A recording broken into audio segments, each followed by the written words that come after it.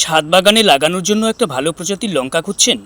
তাহলে বলবো এই প্রজাতির একটা গাছ বাগানে লাগিয়ে নিন। সারা বছর কিছু না কিছু ফলন এই গাছ থেকে আপনি পাবেন।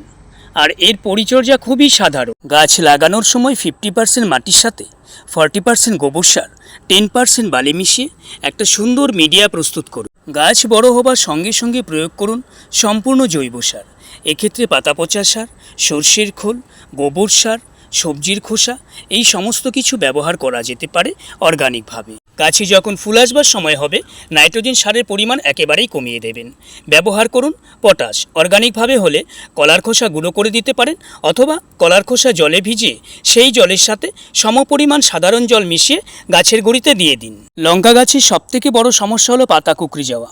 প্রতিকার হিসাবে ঘরোয়া পদ্ধতির মাধ্যমে ছাই ব্যবহার করুন সমস্ত গাছের মধ্যে। সেটা সকালবেলায় যখন গাছের পাতাগুলো শিশির ভেজা থাকে তখন ছিটিয়ে দেবেন। সপ্তাহে অথবা 10 দিনে একবার দেবেন। সঠিক পরিচর্যায় একটা গাছ বাগানে 3 থেকে 4 বছর টিকিয়ে রাখা যায়। প্রয়োজনে এই পাকা লঙ্কাগুলো থেকে নতুনভাবে চারাও তৈরি করে নিতে পারেন। আমার এই তথ্য যদি আপনাদের কাছে উপযোগী বলে মনে হয় তাহলে 2-1টা গাছ লাগিয়ে ফেলুন। আর ভালো লাগলে প্লিজ চ্যানেলটা সাবস্ক্রাইব করে এভাবেই সঙ্গে থাকবেন।